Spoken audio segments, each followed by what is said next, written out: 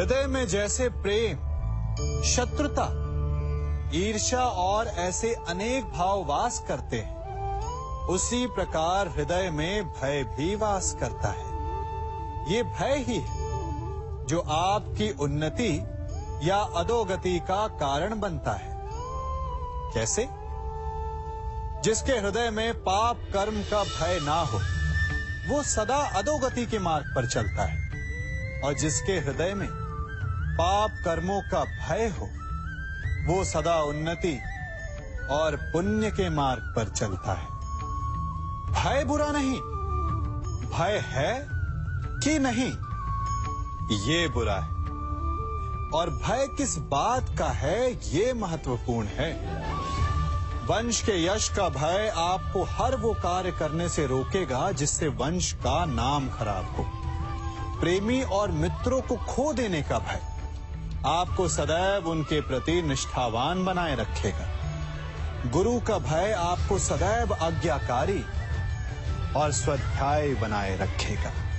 अर्थात भय वो अस्त्र है जिससे आप चाहें तो स्वयं को विकास की सीढ़ी चढ़ा सकते हैं, या फिर स्वयं को निष्ठुर बना सकते हैं। भय से भय मत करो, भय उस दृष्टिकोण से करो जिससे आप भय को देखते हो। आप इस जलती हुई अग्नि को देख रहे हैं, इसमें जलते हुए अंगारों को देख सकते हैं।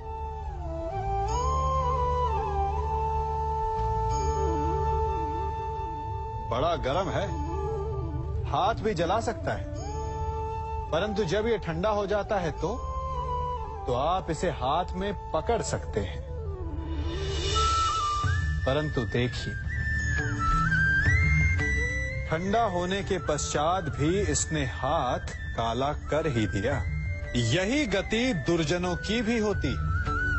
आप भले ही उनके साथ जलकर नष्ट नहीं हुए, परंतु आप भी अपयश के भागी अवश्य बनते हैं।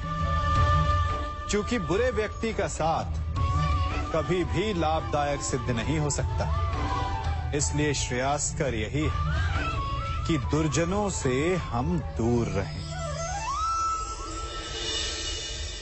धारा हो या वेगवती नदी या महासागर, यदि उसे पार करना है तो उसमें उतरना ही होगा। केवल बाहर बैठकर उसे निहारने से कोई कार्य सिद्ध नहीं होता। तो लहरों से लड़ना होता है, धारा से टकराना होता है। यदि तैरना सीखना है तो डूबने के भय से उभरना होता है। यही जीवन है। ठीक इसी धारा, नदी, महासागर की भांति हमारे जीवन में हमारे समक्ष संघर्ष आकर खड़ा हो जाता है। फिर हम सोचने लगते हैं कि इससे पार कैसे पाएं। हम सोचते हैं कि ये स्वयं समाप्त हो जाए, परंतु संघर्ष या संकट स्वयं समाप्त नहीं होते।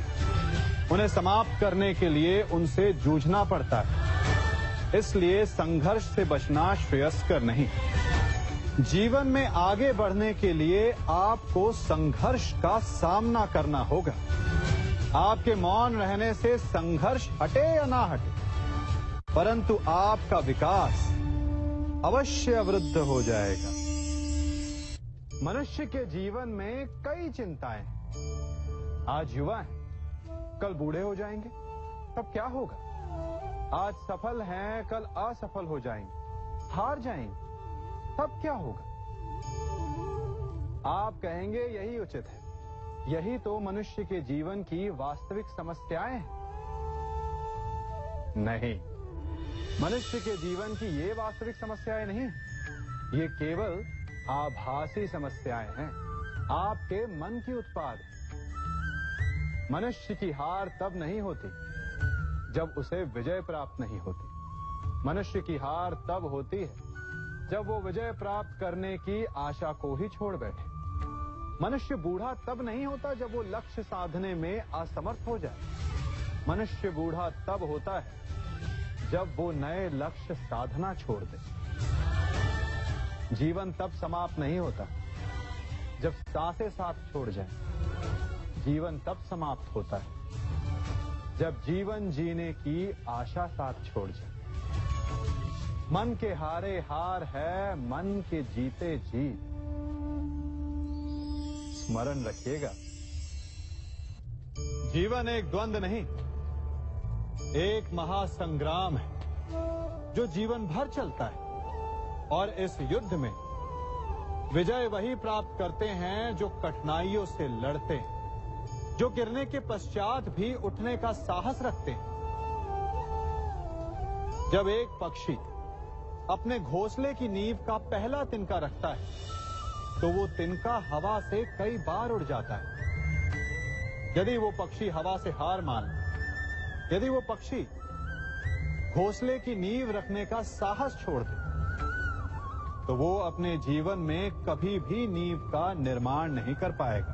यदि नई नींव का निर्माण करना है, नई सृष्टि का आवाहन करना है, तो बार बार प्रयत्न करने की आवश्यकता पड़ती है। जब सूर्य ढलता है तो प्रकाश का अंत नहीं होता। अगले दिन सूर्य फिर से जगता है और अंधकार पर विजय प्राप्त करता है। जो थकते नहीं, जो गिरने के पश्चात फिर से उठते हैं, जो बार बार प्रयत्न करते हैं, विजय उन्हें ही मिलती है। अधिकतर मनुष्यों का अभ्यास होता है, यदि कोई व्यक्ति छोटा हो तो उस पर ध्यान न दे। आयु में, व्यापार में, समृद्धि में, पद में यदि कोई छोटा हो तो उसके पास जाने से कतराते हैं, उसका साथ देने से कतराते हैं। परंतु तनिक सोचिए, यदि चींटी के साथ मित्रता ना हो तो उसके साथ शत्रुता एक हाथी के लिए हानिकारक सिद्ध हो सकता है। पांव में पड़े तिनके को हम पांव से कुचल देते हैं, परंतु यदि उसी तिनके को हवा का सहारा मिल जाए तो आंखों में पड़कर बड़ा कष्टकारी सिद्ध हो सकता है। इसलिए यदि किसी के साथ मित्रता नहीं कर सकते तो उसके साथ शत्रुता भी ना साधे। जीवन में सफल कौन नहीं होना चाहता? पद में, प्रतिष्ठा में आकाश जैसी ऊंचाई किसे नहीं चाहिए? स्थिरता में भूमि जैसी दृढ़ता किसे नहीं चाहिए? सभी को चाहिए। परंतु सफलता का पुष्प अपने साथ अहंकार का कांटा भी लाता है। सफलता आपको आनंद देती है, उपलब्धि आपको गर्व देती है, और फिर यही आनंद धीरे धीरे अहंकार में परिवर्तित हो जाता है, फिर अतिक्रमण में और अंततः अन्याय में। और यही से सफलता का नाश प्रारंभ हो जाता है। यदि आप चाहते हैं कि आपकी सफलता लोगों की दृष्टि में सम्मान बनकर रहे, लोगों के मन में शूल बनकर नहीं, तो ये आप वृक्ष से सीखिए। फलों से लदने के पश्चात वो झुक जाता है। उसी प्रकार सफलता मिलने पर विनम्रता अधिक आवश्यक है। और जीवन में अधिक सफलता पाने के लिए या पाने पर और अधिक विनम्र हो जाना चाहिए। आप सबने बरगद के वृक्ष को तो देखा ही होगा। क्या आपको ज्ञात है, बरगद के वृक्ष के बीज का आकार राई से भी छोटा होता है, परंतु बरगद का वृक्ष संसार के महाकाय वृक्षों में जाना जाता है। जब उसका जन्म होता है तब उसमें वो जटाएं, वो शाखाएं नहीं होती, परंतु जैसे जैसे उसका विस्तार होता है, जैसे जैसे वो अधिक शाखाओं का भार उठाता है, अधिक पत्तियों का सृजन करता है, वैसे वैसे उसकी शाखाएं जटाएं बनकर जड़ तक पहुंचती है और इस वृक्ष को सहारा देती है। ये जीवन का बहुत महत्वपूर्ण पथ है। बिना लोभ लालच शुभ कार्य करें, अन्य लोगों की सहायता करें। धीरे धीरे आपने जिनकी सहायता की वो आपके सहायक बनते जाएं, आपकी जड़ों को और बलशाली बनाएंगे, आयु मान और आकार बढ़ाएंगे। सहजीवन, सहायता और निष्काम कर्म आपको मृत्यु के पश्चात भी मरने नहीं देगा, आपको अमर रखेगा। इस पात्र को देख रहे हैं? एक कुम्हार इस पात्र को बड़ी यातना से, बड़ी सावधानी से गढ़ता है। वो इसे अग्नि में तपाता है और इस योग्य बनाता है कि भीषण ताप में ये प्यासों की प्यास बुझा सके। और इस घट का आरंभ जल से होता है। यदि जल ना हो तो इसकी माटी को ना गूंथा जा सकता है और ना ही इसे चाक पर आकार दिया जा सकता है। जल इसका लक्ष्य है, क्योंकि इसे अपने भीतर जल को संचित करके रखना है। परंतु आरंभ और लक्ष्य के मध्य इसे एक कठिन तपस्या से होकर जाना होता है। इसे ताप सहना होता है, रात भर अलाव में पकता है। और यही समस्या मनुष्य के साथ भी होती है। यदि उसे अपने जीवन में लक्ष्य पाना है तो उसे दुखों का, कठिनाइयों का और बाधाओं का ताप सहना होगा। क्योंकि बिना जला हुआ घट, बिना तपा हुआ घड़ा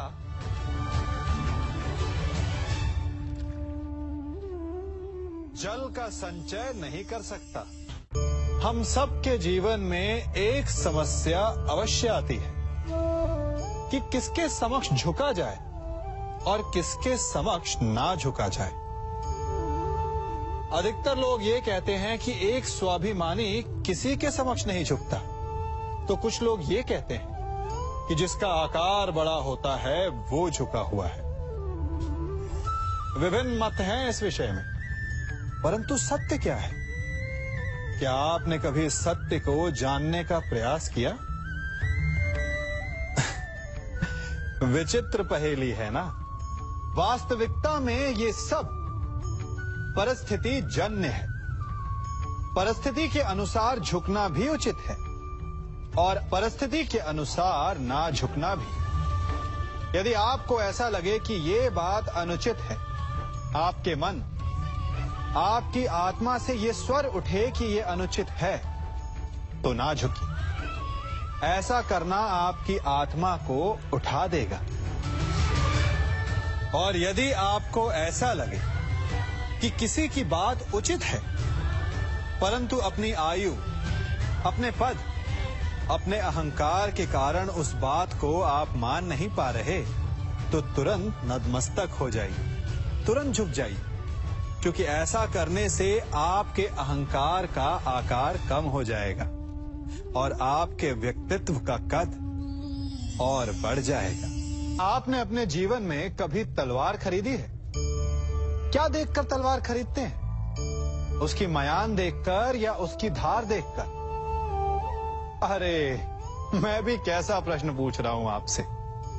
ये आवश्यक थोड़ी कि आप कोई योद्धा या क्षत्रिय हो। ये भी हो सकता है कि आप कोई व्यापारी, कोई छात्र या शिक्षक हो। तो चलिए मैं आपसे ये पूछता हूं कि आप नए वस्त्र कैसे खरीदते हैं? क्या उसका रंग रूप देखकर खरीदते हैं या उसकी गुणवत्ता देखकर? गुणवत्ता देखकर, है ना? ठीक उसी प्रकार जब आप किसी मनुष्य से मिले तो उसके रंग रूप पर मत जाइए, उसका आचरण समझने की चेष्टा कीजिए, उसकी मेधा, उसकी प्रतिभा का मूल्यांकन करने का प्रयास कीजिए। आपका जीवन बहुत ही सरल हो जाएगा। संसार में सबसे अधिक घाव किससे हो सकता है? इंद्र के वज्र से या विष्णु के चक्र से या भीम की गदा से या फिर गांडीव के बाण से? नहीं, सबसे अधिक घाव यदि कोई पहुंचा सकते हैं तो वो हैं हमारे शब्द, हमारे वचन। यदि शब्द बाण है, अस्त्र है, तो हमारी जीभा उनका संधान करने का यंत्र है। शब्द चाहें तो अमृत बनकर आपको जीवन दान दे सकते हैं, या फिर घृणा का विष बनकर आपके जीवन को पीड़ादायी बना सकते हैं। ये शब्द ही हैं जिनके घाव का किसी भी वैद्य के पास कोई उपचार नहीं। इसलिए जो वस्तु जितनी घातक होती है, वही वस्तु उतनी ही अमूल्य भी होती है, और वचन सबसे अमूल्य होते हैं। इसलिए मीठी बोली बोलने का प्रयास कीजिए। अपने हृदय की तुला से तौल कर वचन बोलने का प्रयास कीजिए। आज मैं आप सबको एक कहानी सुनाता हूं। एक दिन गोकुल में दो व्यापारी आए। एक व्यापारी शहद का था। बड़ा मीठा शहद था उसका, परंतु वो गोकुल में टिक नहीं पाया। उसके व्यापार ने घाटा खाया और शीघ्र ही वो गोकुल छोड़कर चला गया। और दूसरा व्यापारी मिर्च का था। पहले दिन वो एक पोटली लाया और दूसरे ही दिन वो पूरी बैलगाड़ी भर कर लाया, और धीरे धीरे पूरी मथुरा में उसकी धाक जम गई। मुझे बड़ा आश्चर्य हुआ, तो मैंने बाबा से पूछा कि ऐसा क्यों, कि एक मीठे शहद का व्यापारी कंगाल हो गया और एक मिर्च का व्यापारी धीरे धीरे नगर सेठ बन गया।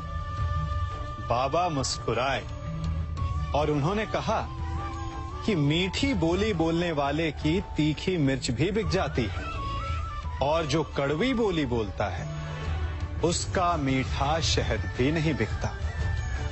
वाह, कितने उत्तम विचार हैं उनके, और उचित ही है। मनुष्य अपने जीवन में सदैव अपने वचनों से उठता है और अपने वचनों से ही गिरता है। इसलिए अपने जीवन में सदैव मीठी बोली बोलने का प्रयास कीजिए। आपका जीवन सरल हो जाएगा। जीवन में समस्याओं से कौन घिरा रहना चाहता है? कौन कठिनाइयों से घिरा रहना चाहता है? कोई नहीं। आप भी ऐसा नहीं चाहेंगे? तो ऐसा करने के लिए आप क्या करते हैं? सोचिए, मैं बताता हूं। ऐसा करने के लिए अधिकतर लोग कठिनाइयों से दूर भागते हैं, समस्याओं से दूर रहते हैं, और यही आप सबसे बड़ी भूल कर बैठते हैं। समस्याएं ऐसे जंगली पशु के समान होती है, जिससे आप जितना दूर भागेंगे वो उतना ही विकराल रूप धारण कर लेगी और अंततः आपका अंत कर देगी। तो इस समस्या से कैसे बचा जाए? इसका हल क्या है? इस समस्या का हल है कि आप अपने परिश्रम से, अपनी लगन से, अपनी दृढ़ता से उस समस्या को छोटा कर दें। यदि नाविक को कुशल खेवैया बनना है तो वो शांत समुद्र में नहीं बन सकता। उसे तूफान का सामना करना पड़ता है। स्मरण रखिएगा, जीवन में सभी केवल सफल होना चाहते हैं, केवल विजय चाहते हैं। कोई भी पराजित नहीं होना चाहता, कोई भी असफल नहीं होना चाहता, कोई भी नहीं चाहता कि उसके प्रयास व्यर्थ जाए। यदि एक दृष्टिकोण से देखा जाए तो ये उचित भी है, परंतु असफलता में भी एक अच्छी बात छिपी होती है। कैसे? मैं बताता हूं। सफलता आपका परिचय संसार को देती है। विजय के पश्चात संसार आपको जानने लगता है, और असफलता आपका परिचय संसार से करवाती है। पराजय के पश्चात आप अपने जीवन को जानने लगते हैं। इसलिए सफलता और असफलता से घबराए नहीं। यदि आपकी सोच सकारात्मक रहेगी तो यही असफलता, यही पराजय आपको और अधिक शक्तिशाली बनाकर प्रस्तुत करेगी और जीवन में विजयी बनाएगी। पराजित हो जाता है होना भी चाहिए। जब वो हर स्थान पर पराजित हो जाता है, हर मोड़ पर असफल हो जाता है, टूट जाता है, तो वो कहता है कि यदि भगवान ने एक द्वार बंद किया है तो वो दूसरा द्वार अवश्य खोल देंगे। आपके साथ भी ऐसा ही होता है ना? तो बताइए, यदि ये सत्य है तो ऐसा क्यों होता है कि कई लोग असफल होते हैं? कईयों को वो द्वार दिखाई ही नहीं देता। क्या भगवान आपके साथ छल कर रहे हैं? नहीं, भगवान आपके साथ छल नहीं करते। आपका मन है जो आपके साथ छल करता है। मन जिसमें मोह है। अब भगवान कहें या नियति, वो ना द्वार खोलती है ना द्वार बंद करती है, ऐसा हमारा मन समझता है। द्वार तो सदैव खुले होते हैं, परंतु असफल हो जाने के पश्चात मनुष्य उस बंद द्वार को देखता रहता है और इसी कारण वो अन्य द्वार को ना देख पाता है ना खोज पाता है। तो सफलता पाने का मूल मंत्र है मोह का त्याग, निरंतर परिश्रम। और फिर देखिए, आपको अपने जीवन में सारे मार्ग खुले हुए मिलेंगे। मनुष्य जीवन की परीक्षा में सफल होने के लिए क्या नहीं करता? वो परिश्रम करता है, दौड़ भाग करता है, और ये सब करने के पश्चात भी जब उसका काम नहीं बनता तो वो नकल करता है ना? तनिक लौटिए अपने बचपन में, स्मरण कीजिए अपने बचपन की स्मृतियों का। क्या स्मरण हुआ? विद्यालय में जब आप परीक्षा देने जाते थे तो क्या होता था? आप ना सहे, परंतु कोई ना कोई सफलता पाने के लिए नकल करता ही था और उत्तीर्ण भी हो जाता था, है ना? परंतु जीवन की परीक्षा ऐसी नहीं होती। नकल करने वाला सफल नहीं होता। कारण विद्यालय में सबके प्रश्न पत्र एक होते थे, परंतु जीवन के प्रश्न पत्र और उनकी कठिनाई सबके लिए भिन्न होती, तो निश्चित रूप से उनके उत्तर भी भिन्न होंगे ना। इसलिए यदि आपको जीवन में सफलता पानी है तो नकल ना कीजिए, स्वयं के प्रश्नों का उत्तर स्वयं ढूंढिए और सफलता आपकी ही होगी। मनुष्य की लालसा बड़ी विचित्र होती है। सफलता पाने के लिए वो अंधी दौड़ में भाग लेता है। जीवन का लक्ष्य पाने के लिए वो जीना छोड़ देता है। स्वयं को और अपने समय को ऐसे व्यय करता है जैसे कि वो अमर है, कभी मरेगा ही नहीं। और जब मृत्यु की घड़ी समीप आती है तब उसे आभास होता है कि वो वास्तव में कभी जिया ही नहीं। रक्त श्वेत बहाकर, अपना स्वास्थ्य बिगाड़कर असीमित धन कमाते हैं और फिर उसी बिगड़े स्वास्थ्य के उपचार के लिए उसी धन को पानी की भांति बहाते हैं और अंत में खाली हाथ रह जाते हैं। है ना विचित्र बात? तो किया क्या जाए? इस समस्या का हल क्या है? इस समस्या का हल है शांति।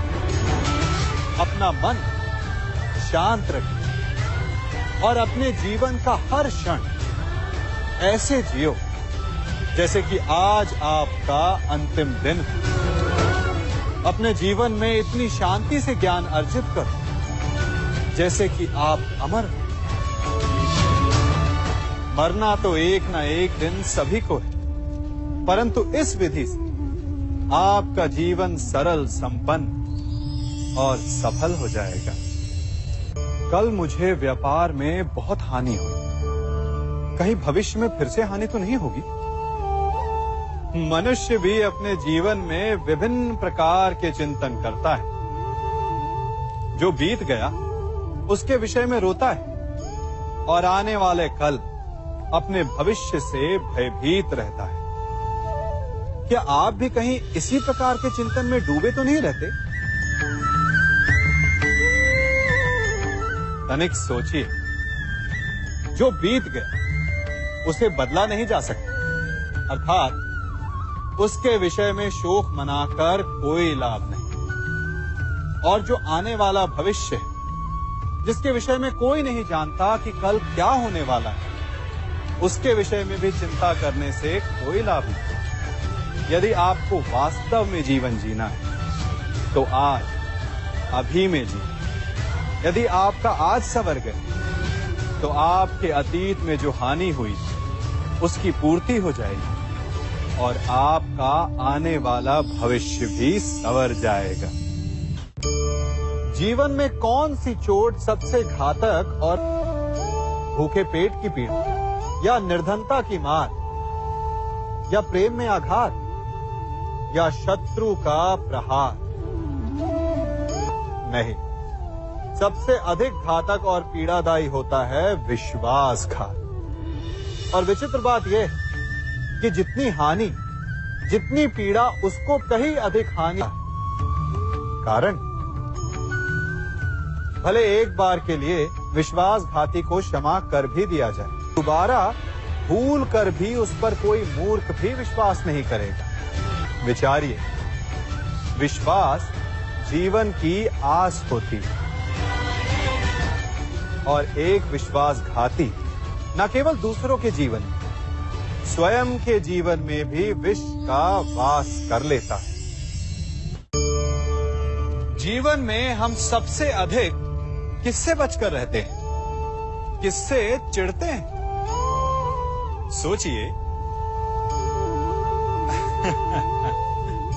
उत्तर मिल गया ना। हम उससे चिढ़ते हैं जो हमसे चिढ़ता है, जो हमारी निंदा करता है। हम उससे बचकर रहते हैं, दूर रहते हैं। हमें लगता है कि वो व्यक्ति हर स्थान पर हमें नीचा दिखाएगा, हमारा अपमान करवाएगा। परंतु तनिक सोचिए, क्या एक निंदक से दूर रहना उचित है? नहीं। एक निंदक के जितना समीप रहो उतना ही श्रेयस्कर है। हमारे मित्र हमारी कमियों को छिपाते हैं, हमारी भूलों को, परंतु एक निंदक हमारी कमियां हमारे समक्ष लाता है, हमें हमारे वास्तविक रूप से अवगत करवाता है। अपनी कमियों को समझकर हम उन्हें सुधार सकते हैं, अपने व्यक्तित्व को संवार सकते हैं। इसलिए निंदक के लिए अपने मन में बैर नहीं, सम्मान और धन्यवाद का भाव होना चाहिए। आप सब ने अपने जीवन में एक कहावत तो सुनी ही होगी कि एक चुप 100 को हराए। सुनी है ना? और इसीलिए कई बार हम जीवन में चुप रहते हैं, मौन रह जाते हैं, क्योंकि यह सत्य है कि एक मूर्ख के लिए मौन रहने से अधिक श्रेयस्कर उत्तर और कुछ भी नहीं हो सकता। परंतु क्या जीवन में सदैव मौन रहना, सदैव चुप रहना क्या उचित होता है? नहीं। जहां पाप का बल बढ़ रहा, जहां छल हो रहा, वहां मौन रहने से अधिक गंभीर अपराध और कुछ नहीं हो सकता। मौन रहकर कदाचित आप समस्या से बच जाएं, परंतु आप संसार को समस्याओं में उलझा देते हैं। इतिहास साक्षी है कि पापियों के उद्दंडता ने संसार को इतनी हानि नहीं पहुंचाई जितना कि सज्जनों के मौन ने पहुंचाई। यदि कोई मूर्ख बोल रहा है तो मौन रहना उचित है, परंतु यदि कहीं अपराध हो रहा है, छल हो रहा है, तो उठिए और विरोध कीजिए, क्योंकि आप भले ही ना से, परंतु आपकी आने वाली पीढ़ी इस पाप के दंड को अवश्य सहेगी। अपने जीवन में आप कितने मित्रों से मिलते होंगे, कितनों को आप स्वयं जानते होंगे, कितनों का आप शुभ चाहते होंगे और कितने आपका शुभ चाहते होंगे। और कितने ऐसे भी होते हैं कि आपके समक्ष आते, आपसे मिलते ही वो अपने जीवन का दुखड़ा गाने लगते हैं। कि उनका कोई कार्य ही नहीं बनता। वो क्या करे? कार्य प्रारंभ होने से पूर्व ही कठिनाइयां आ जाती। कठिनाइयों के कारण वो आगे नहीं बढ़ पाते। क्या आपको पता है ऐसे लोगों की वास्तविक समस्या क्या होती है? क्या उनकी समस्या मार्ग में खड़ी बाधाएं हैं या वो कठिनाइयां जो उनके कार्य को कभी संपन्न ही नहीं होने देती? सत्य तो यह है कि वास्तव में ऐसे लोग अपना कार्य कभी प्रारंभ ही नहीं करते।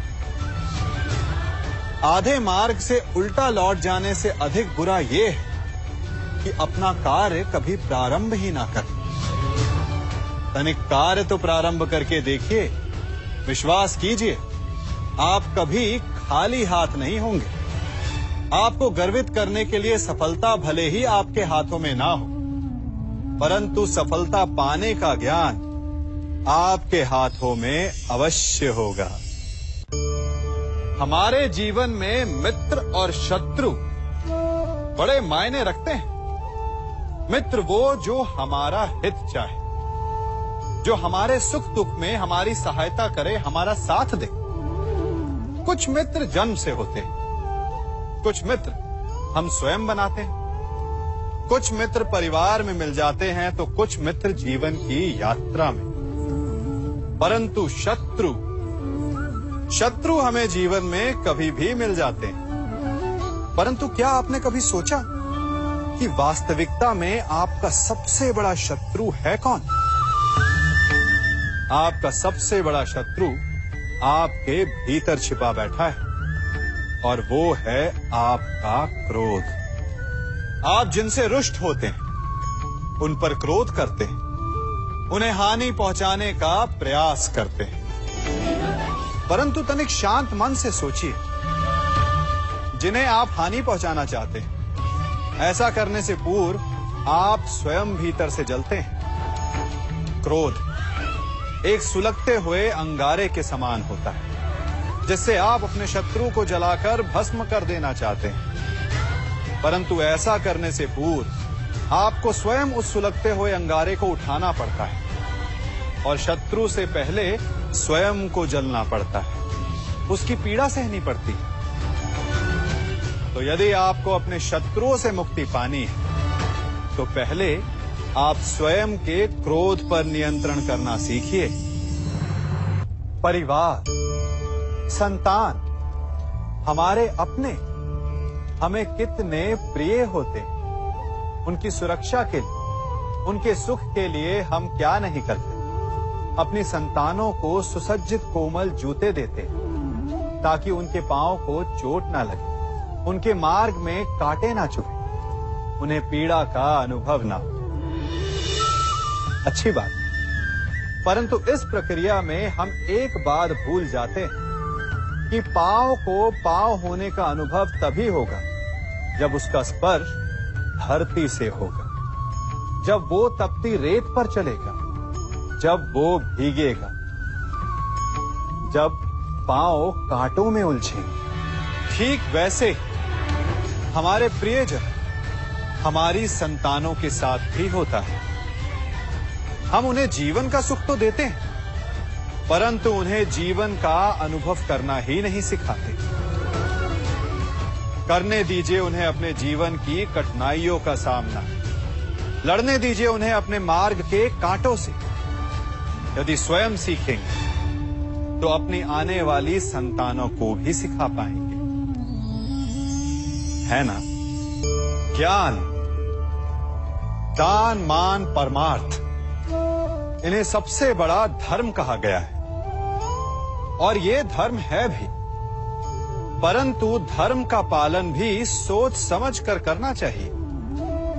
यूं समझिए कि आपके पास एक बीज है। यदि आप उसे अच्छी माटी में बोते हैं तो वो फलेगा, फूलेगा, उसे देखकर आपको सुख मिलेगा। और यदि आपने उस बीज को कीचड़ में डाला तो क्या वो उगेगा? क्या उसका जन्म होगा? नहीं, वो कीचड़ में सड़कर अपना अस्तित्व खो देगा और कीचड़ का अंश बन जाएगा। और यही नियति ज्ञान, मान, दान और उपकार की भी होती है। सुपुत्र को दिया गया ज्ञान, उस पर किया गया उपकार फलेगा, आपको सुख देगा, अपनी श्रृंखला बनाएगा। और कुपुत्र को दिया गया ज्ञान, उस पर किया गया उपकार कीचड़ में डाले गए बीज के समान है, जो अपना अस्तित्व खो देगा। हम सब अपना जीवन शांति से जीना चाहते हैं, अपना हर पल आनंद में भोगना चाहते हैं, परंतु ऐसा नहीं कर पाते। कारण क्या कारण है इस समस्या का? क्या हमारे शत्रु इसका कारण है, या हमारे उत्तरदायित्व, या फिर समय की कमी? नहीं, कारण है हमारा भय। ये भय कि कोई क्या कहेगा, हमारे विषय में कोई क्या सोचेगा, है ना? हम स्वयं जीते हैं, स्वयं मरते हैं, तो फिर जीते समय संसार की चिंता क्यों करते हैं? हाँ, संसार का अहित ना करें, ये बात अवश्य ध्यान में रखने योग्य है।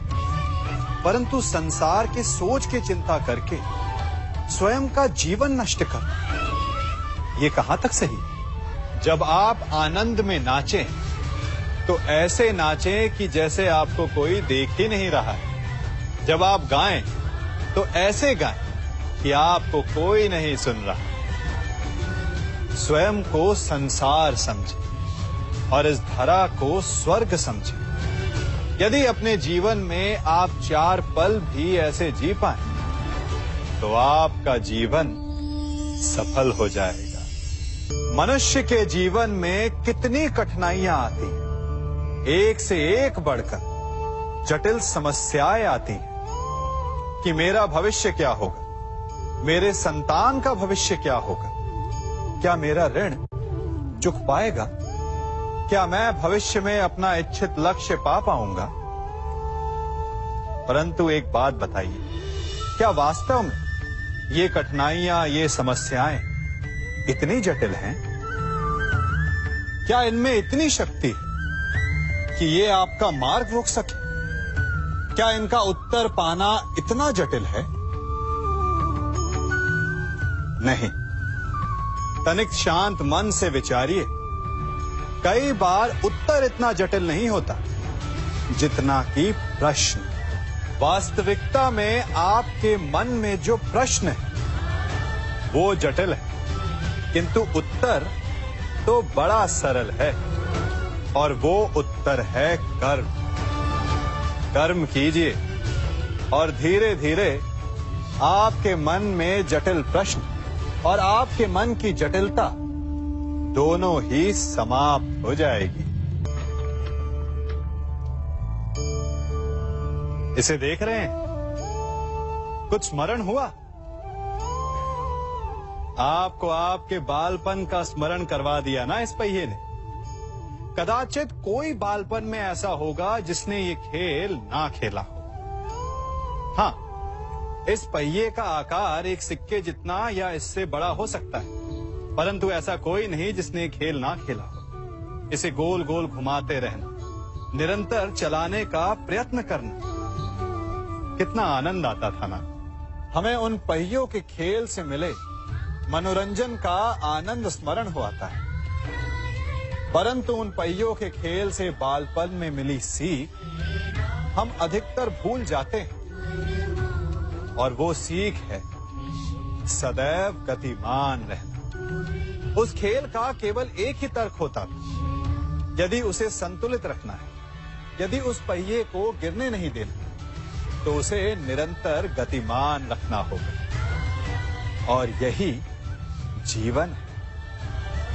जीवन में यदि सुख दुख, हानि लाभ, आनंद और कष्ट का संतुलन बनाए रखना है, तो सदैव गतिमान रहिए। किसी एक कष्ट, किसी एक दुविधा के पल में ठहर के ना रह जाओ, कर्म करते रहो। विचार कीजिएगा, कई बार हमारे मन में ऐसे प्रश्न उठते हैं कि हमें कोई ऐसा मार्ग मिल जाए कि हमें हमारा लक्ष्य आसानी से प्राप्त हो जाए, है ना?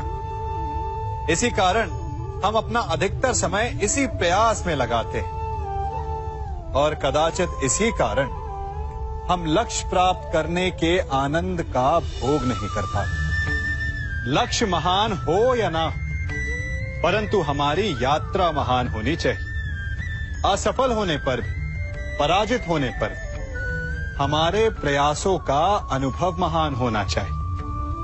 विजय तो कभी कभी भाग्यवश कायरों को भी मिल जाती है, परंतु हमारा द्वंद्व महान होना चाहिए। आपकी विजय भले ही छोटी हो, कोई बात नहीं, परंतु आपका युद्ध महान होना चाहिए। इसलिए अपने हर पल को, हर प्रहार को भार दीजिए, ताकि आपका प्रत्येक प्रहार प्रतिलक्षित हो सके।